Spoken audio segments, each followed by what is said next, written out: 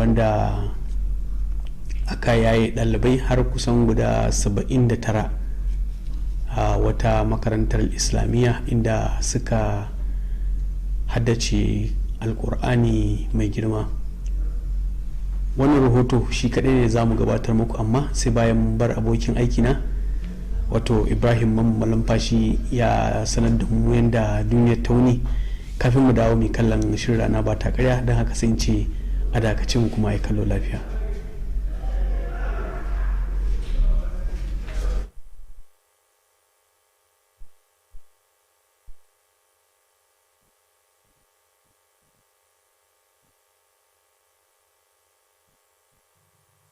Jama'a assalamu alaikum, barkanmu da dare ga kuma labarin. Mazauna rukunin gidaje na Goruba da ke nan birnin Katsina sun yi kira ga masu hali da su taimaka wajen kammala ginin masallaci da hanyar ruwa da suke ginawa.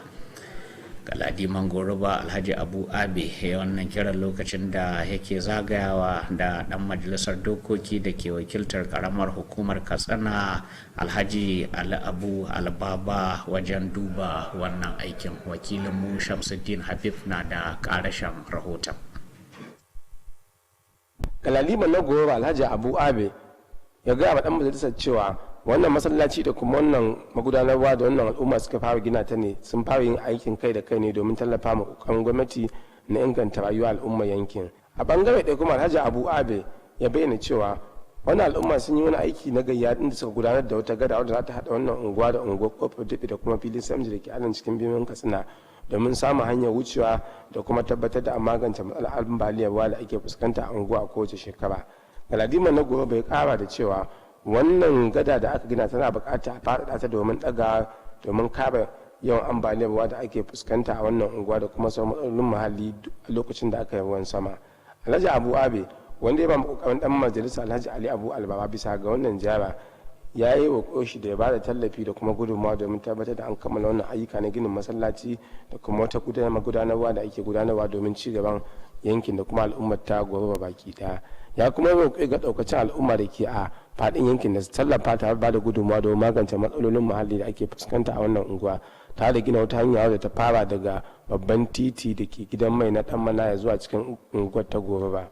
A bangare ɗaya kuma Galadiman na Goruba ya kuma gode ma ɗan majalisa Alhaji Ali Abu Albaba bisa ga wannan ziyara wadda ya bayyana cewa ita ce ta farko da wani ɗan siyasa ya taɓa kawowa a wannan yanki.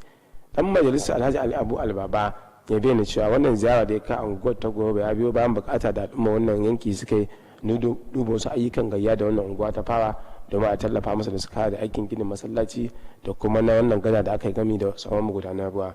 Alhaji Ali Abu Albaba wani ne ga musuwa bisa ga yan kokarin da wannan al'umma suka yi na Goruba da tallafa ma kokarin gwamnati wajen samun dawwammamen ci gaba. Ya yi kira ga sauran unguwanni a cikin birnin Katsina da shi koyi da su.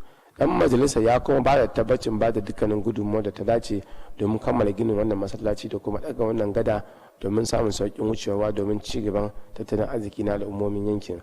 Alhaji Ali Abu Albaba kuma ba da tabbacin yin aiki tukuru domin tabbatar da cewa an fara gyara wannan hanya domin kammala gina ta da za a yi wadda za ta ba da gudunmawa wajen inganta tattalin arzikin al'ummomin yankin. Shugaban kungiyar matasa da ke da rajin ci gaba al'ummomin yankin na Goruba da ke anan cikin birnin Katsina Imam Mustapha Zango ya gode ma dan majalisa Alhaji Ali Abu Albaba bisa ga kokarin da yake na kawo ci gaba ma al'ummarsa. Imam Mustapha Zango haka kuma ya gode ma gwamnatin jihar Katsina bisa kawatar da ayyukan ci gaba da dama a fadin jihar nan inda ya kira ga bakon su ma a yi masu yin wannan ayyuka domin bunƙasa tattalin arzikin al'ummar unguwar. Ƙarshen rahoton kenan Shamsuddin Habib.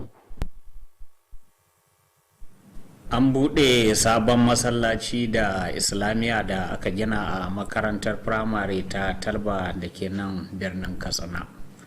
Sakataren ilimi na karamar hukumar Katsina Alhaji Manur Yahaya ne ya buɗe masallacin da islamiyyar. Wakilinmu Muhammad Rabi'u Gafai na da ƙarashin wannan rahoto. Magana a lokacin taron sakataren ilimi Alhaji Manur Yahaya ya bayyana jin daɗin sa a kan ƙoƙarin waɗanda suka tabbatar da cewa ginin ya kammala, ya kuma bayyana ginin zai taimaka matuƙa gaya wajen tabbatar da addinin Islama a faɗin jihar nan. Alhaji Manur Yahaya ya ƙara da cewa ginin mai jerin azuzuwa guda 3 zai taimaka matuƙa gaya wajen ɗabbaka neman ilimin addinin islama a yankunan. Ya kuma yi kira ga al'ummar yankin da su dukufa wajen neman ilimin addini domin samun ibada karɓaɓɓiya. Sakataren ilimin ya kuma ja hankalin al'ummar yankin da su guji ɓannata ayyukan domin ci gaban jihar nan. Ya ƙara da cewa aikin zai taimaka matuƙa gaya wajen ci gaban addinin islama. Tun da farko babban sakataren hukumar ma'aikatar ciniki da masana'antu Alhaji Manir Ibrahim Talba, wanda ya maganta a madadin iyalan Ibrahim Talba, ya bayyana cewa yin ayyukan na da nufin ba da gudunmuwa wajen ci gaban addinin islama. Alhaji Manir Talba ya kuma yaba da ƙoƙarin ƙungiyar musulmi ta duniya wajen ɗabbaka addinin islama a faɗin duniya. Ya kuma alakanta nasarorin da aka samu na kammala ayyukan guda biyu da kungiyar ta musulmi. Alhaji Manir Talba ya kuma yi kira gare su da su ɗore da hakan. Jim kaɗan bayan kammala buɗe masallacin, Malam Manir Kofar Sauri ya ja ɗaruruwan mutane sallah azhar.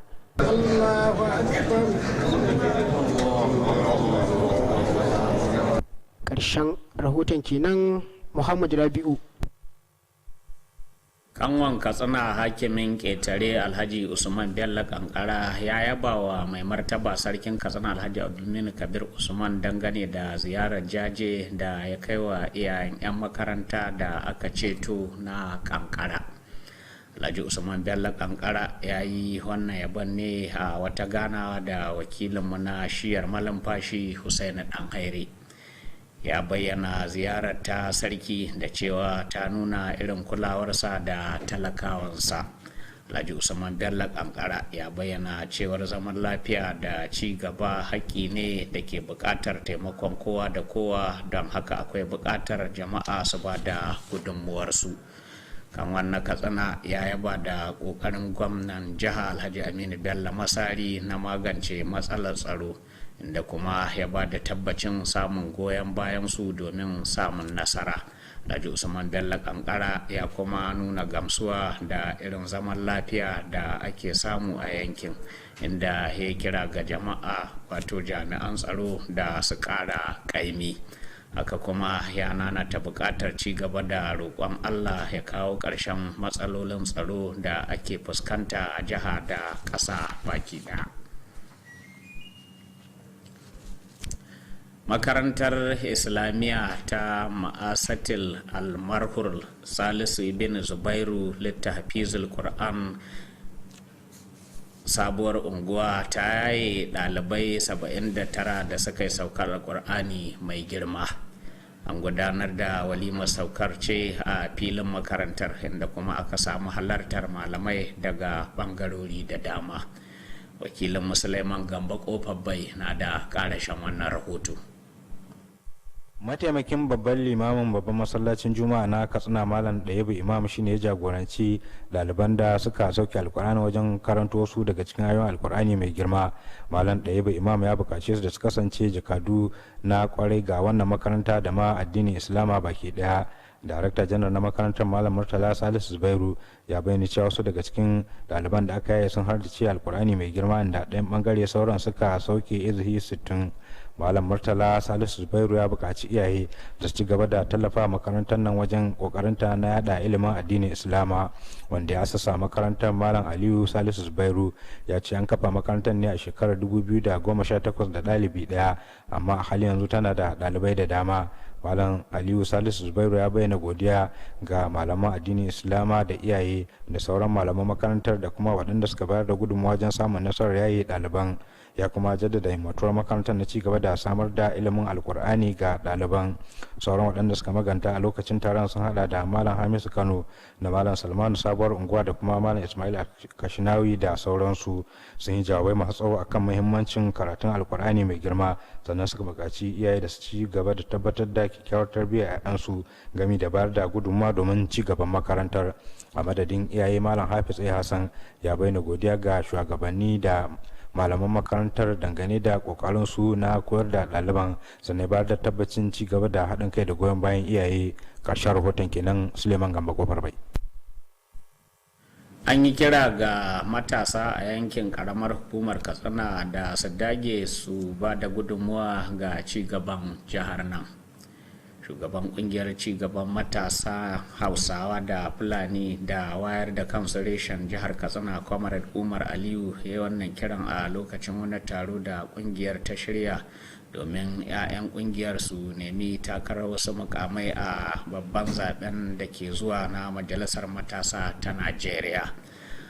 An ba da rahoton cewar taron na da nufin faɗakar da masu neman shiga takarar su haɗa kai domin ci gaban matasa a ƙaramar hukumar katsina. Ya yi bayani mai tsawo dangane da nasarori da aka samu waɗanda suka hada da taimakawa marayu da masu ƙaramin ƙarfi da faɗakar da matasa dangane da haɗarin da ke tattare da shaye-shaye da kuma mahimmancin samun zaman lafiya. Shugaban majalisar matasa ta najeriya reshen jihar katsina kwamarar shamsuddin ibrahim wanda kwamarar sha'ibu musa masanawa ya wakilta ya yaba da hangen nesan kungiyar. Kwamarar shamsuddin ibrahim ya ba da tabbacin kungiyar na shirya sahihin zaɓe. Ya yaba da ƙoƙarin gwamnatin alhaji aminu bello masari da kwamishinan wasanni da bunƙasa walwalar jama'a alhaji sani aliyu ɗallami wajen kula da jin daɗin rayuwar matasa. Gobara ta lalata gidan wani malam jafar aliyu da ke unguwar filin polo a nan birnin katsina. An bayyana cewar gobarar ta tashi da misalin karfe 5:30 na marece ta kuma lalata dukiya da dama. Ba a samu mutuwa ba amma an yi asarar dukiya da kayayyakin da ke gidan baki ɗayansu, kamar yadda wasu da suka gane wa idansu suka ce gobarar ta faru ne sakamakon matsalar wutar lantarki. Daidai lokacin da wakilan Kttv suka ziyarci wurin, jami'an hukumar kashe gobara ta jiha da masu gudunmuwa suna ƙoƙari wajen kashe gobarar. Mai gidan malam jafar aliyu ya danganta abin da cewar kaddara ce, inda kuma ya yi addu'ar allah ya kare gaba.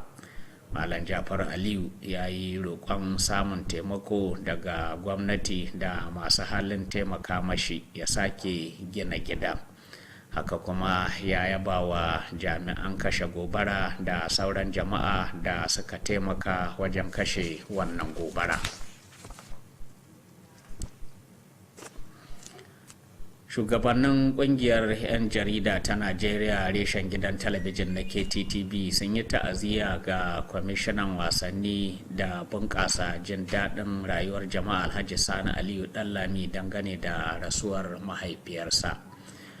Shugaban kungiyar comrade aminu garba ɗanɗagwara ne ya jagorance su wajen ta'aziyyar a unguwar rahamawa da ke nan katsina. Comrade aminu garba ɗanɗagwaro ya gabatar da wata addu'a ta musamman domin neman allah ya yi mata gafara, haka kuma ya baiwa iyalan haƙurin jure wannan rashi. Kwamishinan wasannin da jin daɗin jama'a alhaji sani aliyu ɗallami ya yi godiya dangane da wannan ta'aziyya.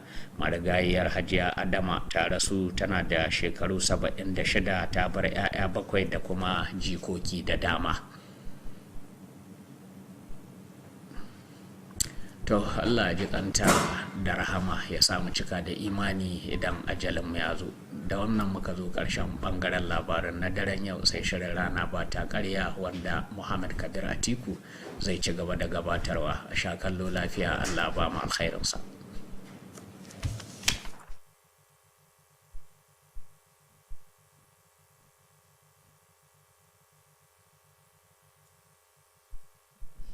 To Allahumma amin. Alhaji Ibrahim Allah ya gafarta mata kuma ya yi namu karshen.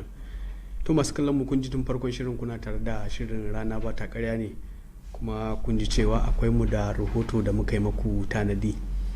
Rahoton wanda za mu gabatar muku shine rahoto dangane da makarantar ma'asati almarhum ta Salisu bin Zubair da ke sabuwar anguwa, inda ta gudanar da bikin yaye ɗalibai su 79 da kuma sauke alkur'ani mai girma wanda a gudanar a farfajiyar makarantar wanda wakilin rana ba ta karya ya halarci wannan biki ga kuma rahoton da ya kawo mana.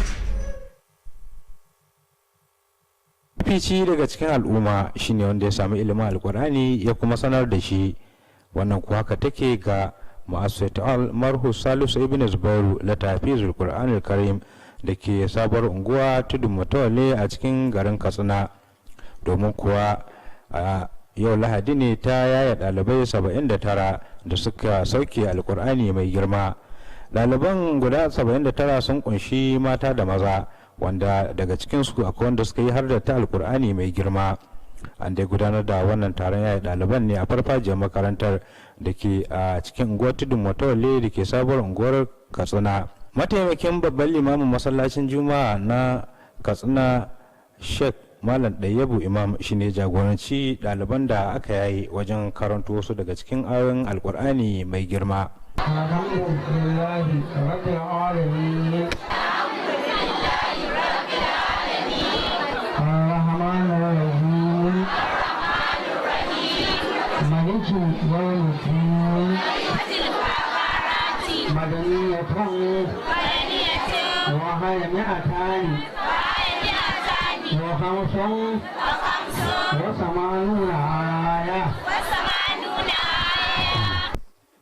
Darakta janar na wannan makaranta Malam Murtala Salisu Zubairu da kuma wanda ya asasa makarantar Malam Aliyu Salisu Zubairu sun yi jawabai dangane da wannan makaranta da irin nasarorin da ta samu da kuma yadda suke gudanar da harkokinsu na samar da ilimin alkur'ani domin ci gaban addinin Islama.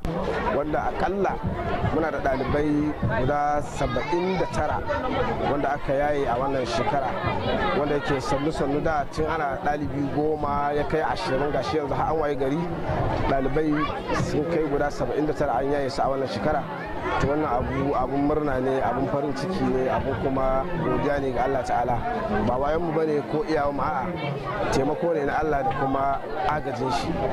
Iyaye sun ba da agajin su ganin cewa sun turo yara makaranta, sun tabbatar da sun zo, sannan kuma in sun koma gida su ringa dan bibiyan yaya karatun yaran su yake. To da wannan hanya ne za mu kanmu za mu ci gaba, kuma su kansu yaran karatun su zai ci gaba da tafiya kamar yadda ake bukata. Allah da ya nuna mana wannan rana wadda muka yi mana jira, wanda kusan wata 6 kenan mana shirye-shiryen Allah ya kawo wannan rana, kuma alhamdulillah ga Allah ya kawo mana ita da rai da lafiya. Kira ga iyayen yara akan cewa dai Qur'ani dai littafin Allah ne, su ɗauki abin da muhimmanci. Su tari yanzu baraka da ake samu ana samu tun daga wajen iyaye, za ga yaro uba ya haifi ɗa ya kawo malami wanda radda ya kawo shi har ya kawo irin wannan rayuwa, wani ma in ka hada hanya baka san shi ba. So wannan gaskiya ba karamin kuskure bane ba. Ina kira ga iyayen yara na su mai da hankali da kula in sun kawo yaro makaranta su ɗabi akai suna tun shin yana zuwa ma, in yana zuwa shin yana karatun, in yana ganin shin yana ma ganewa. Lalle ina kiyaye ga iyayen akan wannan kulawa gaskiya su rika yi. Malaman addini daga ciki da wajen jihar Katsina da iyaye da 'yan uwa da masu fatan alkhairi a lokacinsa, malaman addini da dama da suka hada da Malam Hamisu Kano da Malam Salmanu Sabuwar Unguwa da Malam Ismail Alkashinawi da sauransu sun yi jawabai akan muhimmancin ilimin alkur'ani mai girma da koyar da shi gami da kuma girmama waɗanda suke koyar da ilimin alkur'ani da sauran littattafai na addinin Islama. Saboda haka koyon alkur'ani tun daga yarinta shi ke samar da al'umma ta gari. Domin idan yaro ya samu alkur'ani to qur'anin zai shiga zuciyar shi, kuma zai wanke zuciya, zai gyara mashi tunani. Don haka wajibi ne, ba maganan ma wai ya kamata bane, a wajibi ne ga dukkanin wanda yake da ɗa ya zama yana taimakawa malamai da suke koyar da 'ya'yansa. Kuma ba wai iya kuɗin da aka sa na tam ko kuɗin sati ko kuɗin wata ko kuɗin laraba ba, a ya kamata ya zama akwai ta kyauta ta musamman da ya kamata ta ringa shiga tsakanin iyaye da malamai. Malamai waɗanda suke makaranta suna buƙatar tallafi da agaji da gudunmuwa da ƙarfinmu da dukiyarmu da iya mu wajibin mu ne mu taimaka musu. Abinda Allah ta'ala ya faɗa mana shine zan ƙarfafa zance ko batun tallafa ma malaman da ke hidima kan karantar da ɗalibai, musamman waɗannan da muka haɗu a wannan farfajiya mai albarka. Lallai suna buƙatar tallafi da agaji da gudunmuwa. Kai da ka ga hidimar da aka yi wajen nan, kai ka san ba wai daga hannu aka yi sama kuɗi suka faɗo ta sama ba. Iyaye lalle mu tashi tsaye mu koyar da ƴaƴayenmu ibada, mu koya musu arwalla, mu koya musu sallah. Wannan al'amari wani ma Allah godiya, mun gode. Kuma muna yi wa jagororin makarantar nan Allah saka musu da alkhairi, tunda ai duk abin da ka san mutum yana yi ba inda Allah ya kira shi mai kokari sai mai karanta alkur'ani. To musamman yanda suke tarbiyyar 'ya'yanmu da kannanmu suna faɗakar da su alkur'ani.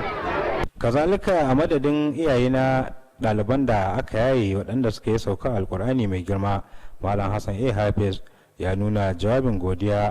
Matukar godiya da jin daɗi da farin ciki da Allah ta'ala ya nuna mana wannan lokaci da za a yi saukar waɗannan ƴaƴaye namu waɗanda muka taho muka tattaro, wanda haƙƙin da Allah tabaraka ta'ala ya aza mana na mu tarbiyyatar da ƴaƴayenmu, mu ba su ilimi. Muka goma gehe guda muka samu wannan makaranta mai albarka da malamanta masu albarka jajirtattu, muka tattaro yaran nan na muka tura masu, wanda kawai mu iyaka ko ba wani abin da zamu iya ce masu sai dai mu ce alhamdulillah, Allah ta'ala ya saka musu da alkhairi.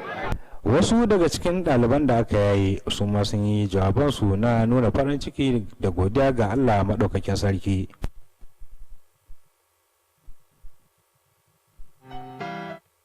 mu kulawa da mu kan ba mu taɓa tsammanin ta daga gare su ba. Matukar farin ciki sosai 100% da yan uwa abokan arziki masu taimaka farin ciki, mun gode sosai. Ina farin ciki sosai saboda Allah subhanahu wata'ala ya yanta mu, musamman in aka ce mutum ya haddace alkur'ani. Gode ma da ka nuna mana wannan rana mai albarka da muka sabke alkur'ani mai girma.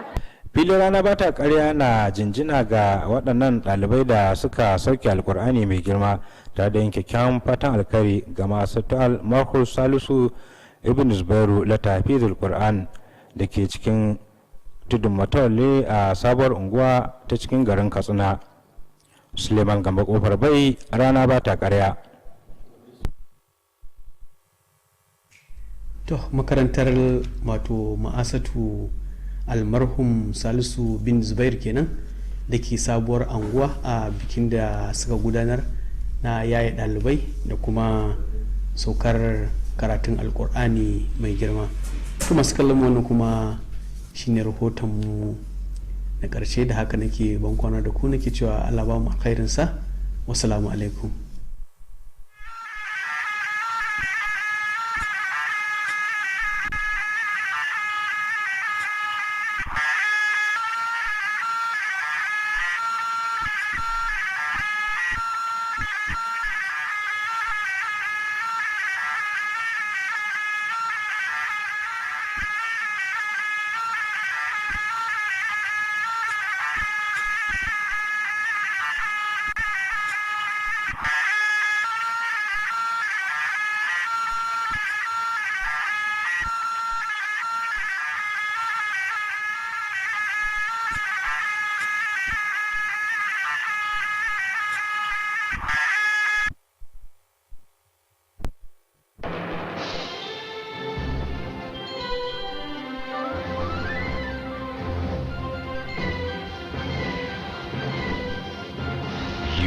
watching Kttv, Katsina State Television.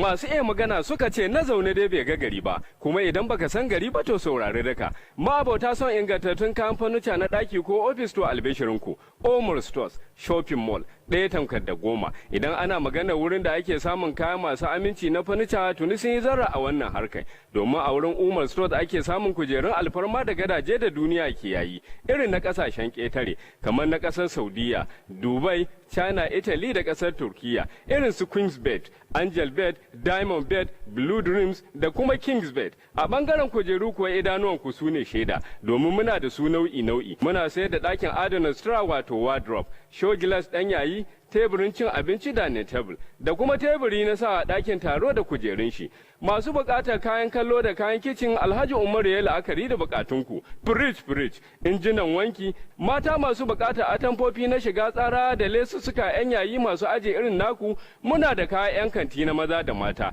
takalman sa da jikuna, kayan wasannin yara, akwai su sai kun darje. Sannan mun yi shiri na musamman na amfani da na'urar cire kuɗi nan take wato POS machine don kawo sauki ga abokan huda. Umar Store Shopping Mall na nan akan titin IBB akan hanyar zuwa babban masallacin Juma'a na kofar Soro na birnin Katsina, ko kuma sabon shagon mu na Umar Stores and Discount Limited da ke kan titin zuwa tsohon CBN yana kallon sabon bankin First Bank.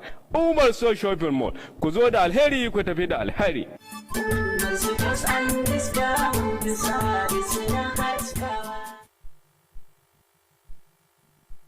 Kamfanin nan almusiki bencin zanje kwasar gara basa. Kamfanin da ya zarce dukkan sauragun sauki da albarka. Alamun ci gaba yakan fara ne daga ɗaukan matakan kwarai. Al-Music Ventures, kamfanin sauki da rangwame na Alhaji Musa Ibrahim Captain. Muna muku albishir da cewa mun tanar muku da kayayyakin masarufi iri daban-daban don masu buƙatar saye kaɗan ko tsari. Waɗanda suka hada da shinkafa irin tamu gida mai suna Jamila. Da ta kamfanin Addusa muna da fulawa iri daban-daban, sukari na buhunna, gishiri saman bita, indomie, taliya da makaroni namu na gida. Al-Music Ventures na sayar da nau'in dunkulen magi kala-kala, madara da sauran kayan shayi, complex, biskit na kwali, lemunan sha na roba da na kwali, sabulan wanki da na wanka masu kamshi da kwantar da zuciya. Al-Music Ventures mun tanadar muku da wurin aje ababen hawa wadatacce gami da matakan tsaro na musamman. Al-Music Ventures na godiya ta musamman ga daukacin jama'a da suka zo wurin mu don sayan kaya da masu saida musu. Allah ya bar zumunci, amin. Kada ku manta, Al-Music Ventures muna nan a sabon wurin mu na aje kayayyaki wato warehouse. Idan kun shawo bayan gidan man dan tukura, tsohuwar yan katako akan hanyar ku ta zuwa Kobran Dorowa. Al-Music Ventures muna maraba da kowa da kowa, sai kun zo.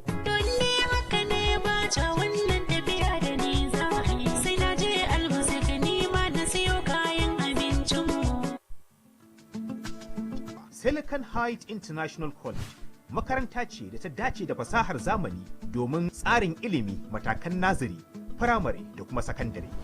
Silicon Heights International College cibiya ce ta ingantaccen ilimi, tana samar da kyakkyawan yanayi na koyo da koyarwa, na da ƙwararrun malamai da kuma kayan koyarwa na zamani domin koyar da yara karatu ta hanyar na'ura mai ƙwaƙwalwa wato kwamfuta, ta yadda za su zama gagara-badau a wannan fanni. Sashen naziri da firamare ba za su rika amfani da allunan na zamani smart boards ba, sai dai za su rika samun horo ne da na'ura mai ƙwaƙwalwa har sai sun shiga sakandare. Kowane ɗalibin sakandare za a bashi na'ura mai ƙwaƙwalwa ta hannu wato tab. Akwai kuma ɗakin gwaje-gwaje domin samun ingantaccen ilimin kimiyya. Ana sayar da fom na shiga matakan aji 1 zuwa 3 na naziri, da aji 1 zuwa 3 na firamare, da kuma aji 1 zuwa 3 na ƙaramar sakandare. A harabar makarantar da ke lamba 1 titin Turaki Sani Stores Commercial Layout, gidan Dawa, Katsina. Ku kawo 'ya'yanku Silicon Heights International College domin samun ingantaccen ilimi. A tuntuɓe mu a waɗannan lambobi. 0803-3725-5567 ko 0905-395-9983 ko 0800-3588-8483 ko kuma adireshinmu na yanar gizo kamar haka https://www.siliconhide.school.ng ko kuma adireshinmu na email at email.info@siliconhide.school.ng. Iyaye masu bukatar yin rijista kuna iya rijista a shafin yanar gizo a adireshin da muka bayar.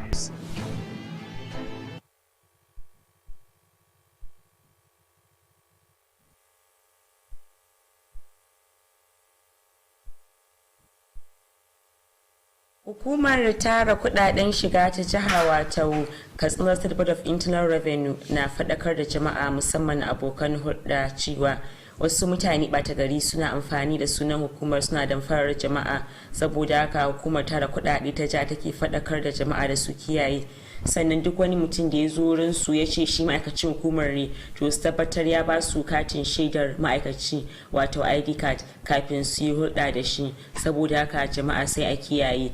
Sanarwa daga hukumar tara kudaden shiga ta jihar Katsina.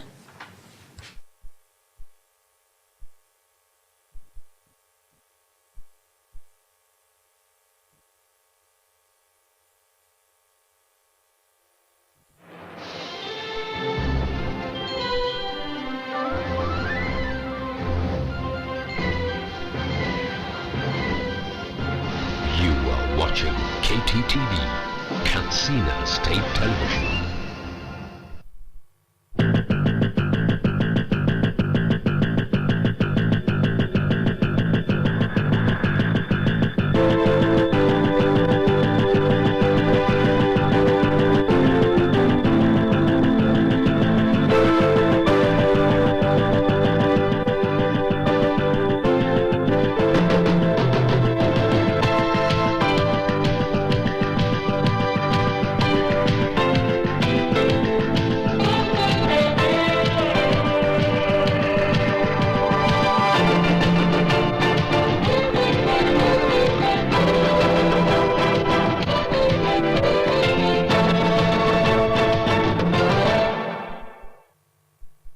On News Tonight, my name is Fatima Ibrahim Jabir.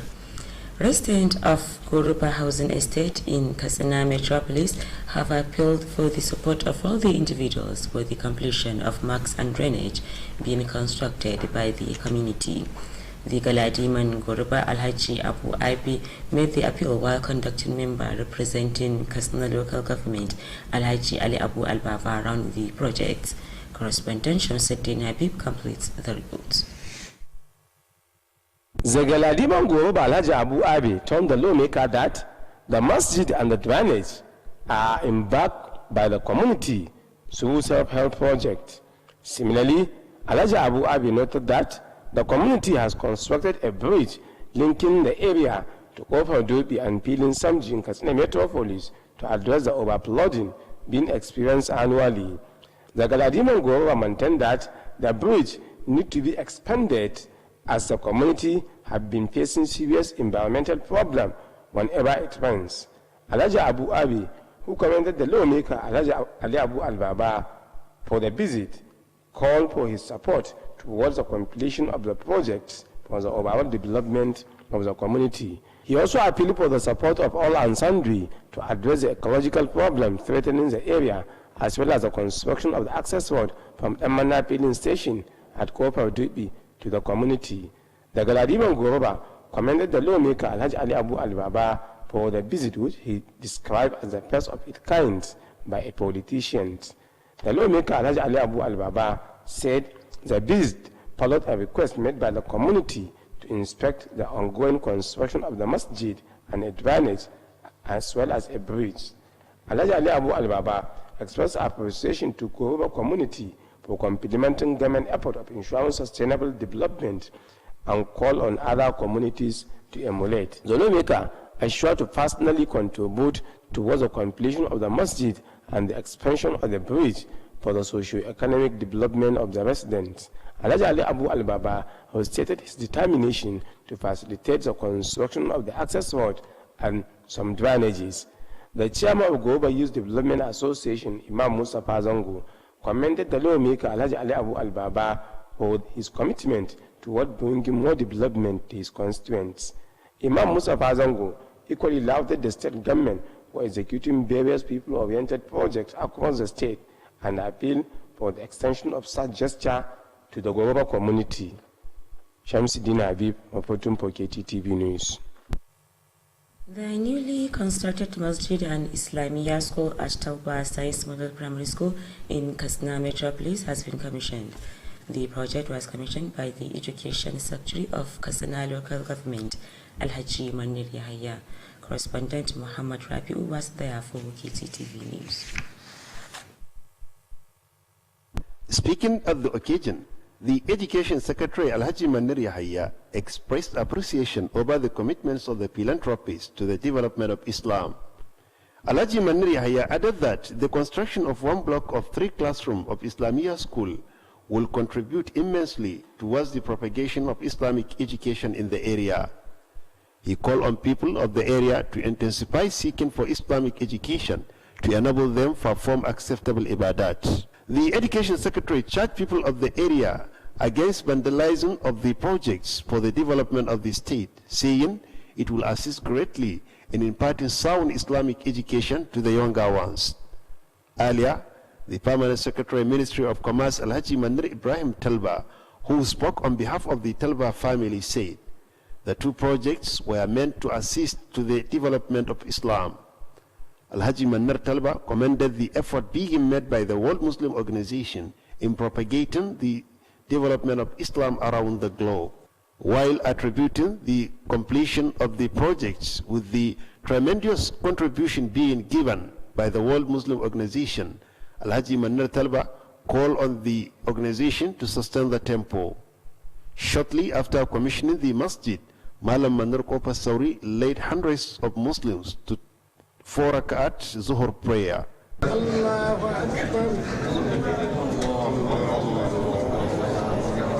That completes the report. The Kanwan Kasina, the head of Kttv, Alhaji Uthman Bello Kankara, has commended the Emir of Kasina, Alhaji Abdul Mumini Kabir Uthman, for the recent sympathy visit to parents of rescued Kankara schoolboys. Alhaji Uthman Bello Kankara made the commendation in an interview with Malam Fashi zonal correspondent Hussaini and Hairi. The traditional ruler described the Emir's visit as the clear indication of the royal father's concern to the plight of his subjects.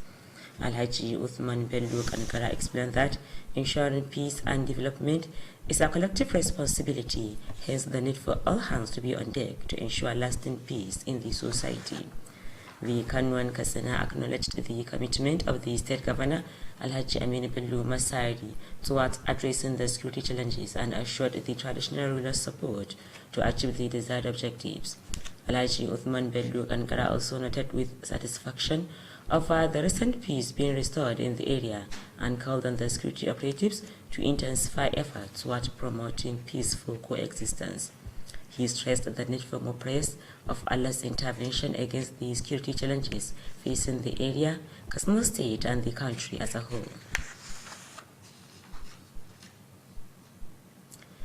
Ma'asati al-Marhun Salisu ibn Zubair al-Tafiz al-Quran al-Karim, Sabuwar Ungwa in Kasna Metropolis, has graduated 79 students who completed the recitation of the Holy Quran. The graduation ceremony held at the premises of the school was attended by Islamic scholars from within and outside Kasna State. Correspondent Suleiman Gambo Kufarbai has the details of the report. Assistant Chief Imam of Katsina Central Masjid, Malam Dayebe Imam, led the graduating students to recite some verses of the Holy Quran. Malam Dayebe Imam charged them to remain good ambassadors of the school and the Islamic community at large. The Director General of the school, Malam Murtala Salisu Zubairu, explained that some of the graduates memorized the Holy Quran while others recited the 60 hizbs. Malam Murtala Salisu Zubairu urged parents to continue supporting the school for the propagation of Islamic education. The founder of the school, Malam Aliyu Salisu Zubairu, said the school was established in 2018 with only one student, but now has a large number of students. Malam Aliyu Salisu Zubairu expressed gratitude to the Islamic scholars, parents, teachers of the school, and others who contribute toward the success of the event. He reaffirmed the commitment of the school to continue imparting sound Quranic education to its students. Other speakers during the graduation are Malam Hamisu Kano, Malam Salman Sabar Ungwa, and Malam Ismail Al-Kashinawi, among others. They spoke extensively on the relevance of Quranic recitation and urged parents to continue ensuring moral upbringing of their wards, as well as to contribute towards the development of the school.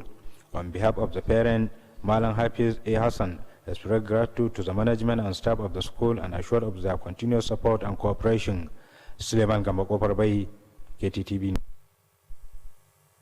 Youth in Kasana local government have been called upon to be dedicated and contribute towards moving the state forward. The chairman, House of Fulani Youth Development and Orientation Forum, Kasana State Chapter, Comrade Umar Ali stated this during a meeting organized by the forum for its members aspiring for various positions in the forthcoming National Youth Council of Nigeria election. Correspondent Abdulaziz Salisu quoted Comrade Umar Ali as saying the meeting is aimed at enlightening the aspirant on the need to work as a team for the development of youth in Katsina local government. He spoke at length on the achievement recorded by the House of Fulani Youth and Orientation Forum to include assisting orphans and vulnerable members of the society, sensitizing youth on the dangers of drug abuse, as well as the importance of peaceful coexistence. The Chairman, National Youth Council of Nigeria, Katsina State, Comrade Shamsuddin Ibrahim, represented by Comrade Shuaibu Musa Masanawa, applauded the foresight of House of Fulani Youth Development and Orientation Forum for organizing the meeting. Comrade Shamsuddin Ibrahim assured of the Council's readiness to conduct free, fair and credible election. He equally commended the Masari-led administration and the Commissioner Youth and Social Development Alhaji Sani Aliud Alami for their concern towards improving the living condition of youth in the state. Fire incident has raised the house of one Malam Jafaru Aliu at Filumpulu in Katsina Metropolis. The fire is said to be started around 5:30 in the evening and destroyed properties worth millions of naira. No life was lost, by the inferno raised all the house and the properties. According to some eyewitness, the fire occurred as a result of electrical fault. As at the time of KTTV's visit to the scene of the fire incident, officials of the State Fire Service Department and some good Samaritans were at hand to put the fire under control. The victim of the fire incident, Malam Jafaru Aliyu, described the inferno as destiny and prayed Allah to avert the future occurrence of such calamity. Malam Jafar Aliyu appealed for the support of government and other well-meaning individuals to assist him to rebuild the house. He expressed appreciation over the quick intervention of the Fire Service Department and other good Samaritans. The executive members of Kttv Chapel of the Nigeria Union of Journalists have condoled the Commissioner of Sport and Social Development, Alhaji Sani Aliu Elami, over the death of his mother. The delegation led by the chairman of the union, Comrade Aminu Garba Ndaguru, made the condolence at the residence of the deceased at Rahamakotes in Katsina Metropolis. The chairman, Comrade Aminu Garba Ndaguru, offered special prayer for Allah to show mercy on the soul of the deceased and reward her with Jannatul Firdaus. Similarly, prayers were offered for the family to have the courage to bear the loss. Responding, the Commissioner of Sports and Social Development, Alhaji Sani Ali Alami, thanked the delegation for the condolence visit and prayed Allah to reward them abundantly. The deceased, Hajia Adama Aliyu, died at the age of 76, leaving behind 7 children and many grandchildren.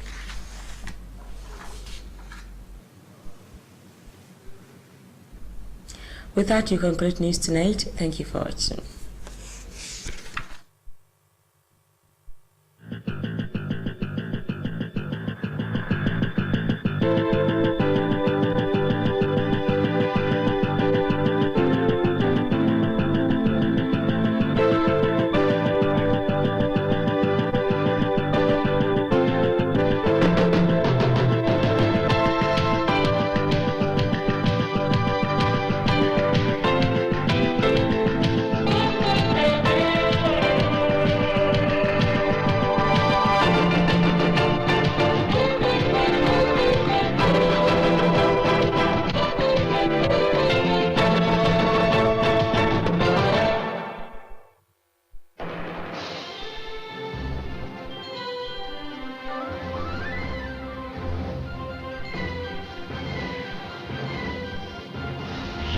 Watching Kttv, Katsina State Television.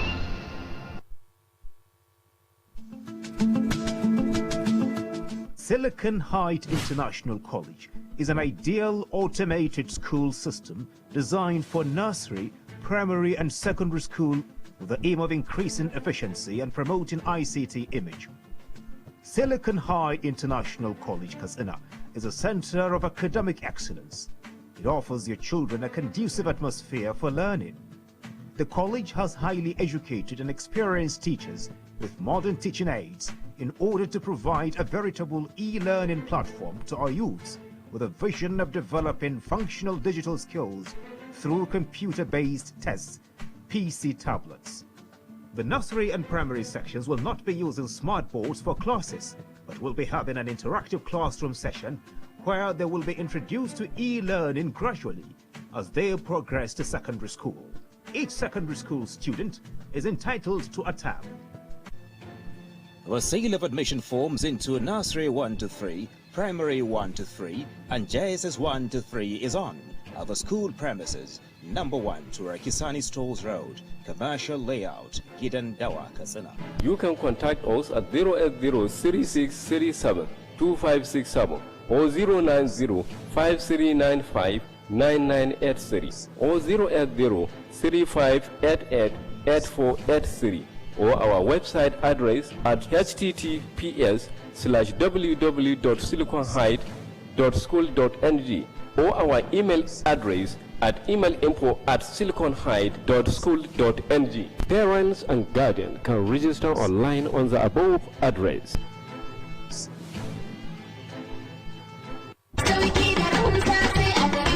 Greenhouse Katsina, cibiyar kasuwanci mai tafiya daidai da zamani. An kawo atamfofi manya da ƙanana, ga lesussuka da material, akwai kuma shadda trouser, ga bangaren jukkuna da takalma na mata da na maza, akwatunan turoli, kayan yara 'yan kanti, takalman mata manya da ƙanana, akwai kuma dogayen riguna na mata 'yan kwalisa, akwai shagon waya salula da kayanta, nau'in wayoyin Android da masu malatsai na zamani, ga kuma bangaren kayan dinki, sayan ɗaya ko sari, nau'in zarurruka da zub akwai kuma zaren ulu da mata masu aikin saka. Mu leƙa bangaren kayan kicin, za ku ga kuloli da plate da duk wani nau'in kayan kicin ana saidawa. Akwai bangaren awarwaro 'yan kunna da sarka, ga kuma bangaren kayan kamshi nau'i kala-kala. Greenhouse Katsina sun kuma kawo kayan electronics, za ku samu manya da ƙananan fridge, ga kuma TV plasma, generators da fankoki masu ɗaukar caji. Greenhouse Katsina suna nan a titin IBB daura da tsohuwar information daga tsallaken yamma a nan birnin Katsina.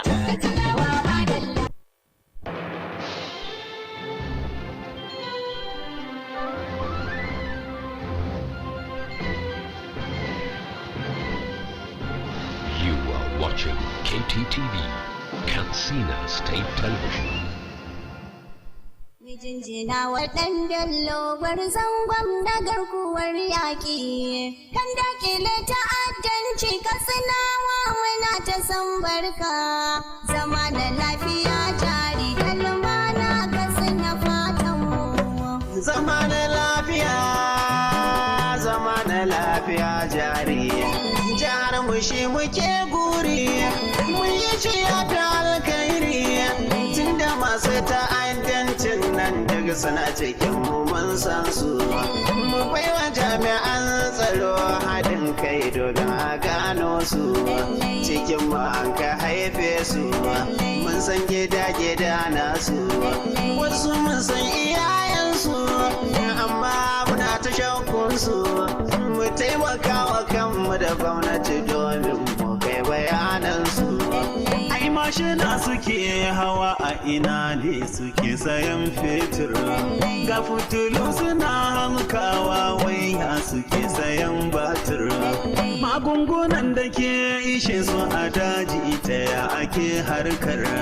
Mu mun sani akwai bara gurbi cikin mu shi ya samu kewakar. Mu daina yin mu'amala da mutanen gadin mu bar shakkar. Komai ya zam cikin tsari.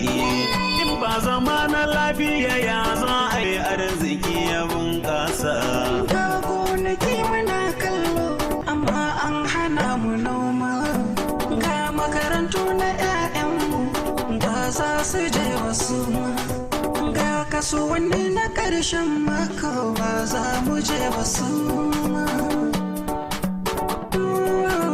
Loko muke ta'ala Ubangijin Rasula kamar da tsaro jihar Katsina al'umma su daina ku.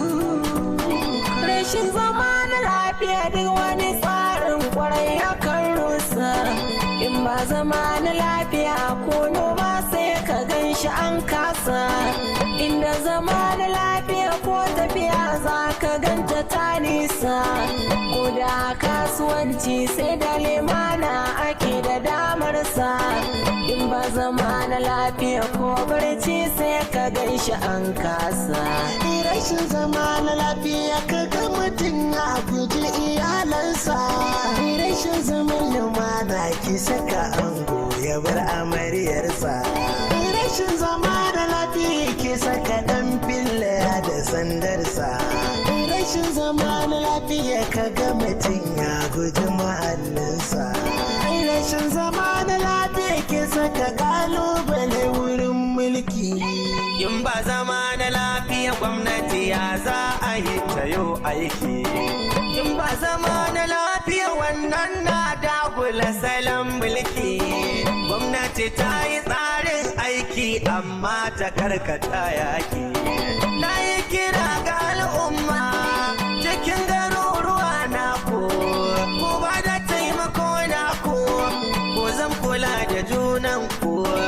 In kun yi bincike ku sa lura cikin su da 'ya'yanku, su ne ke masu in koma da su ake ta yakar ku.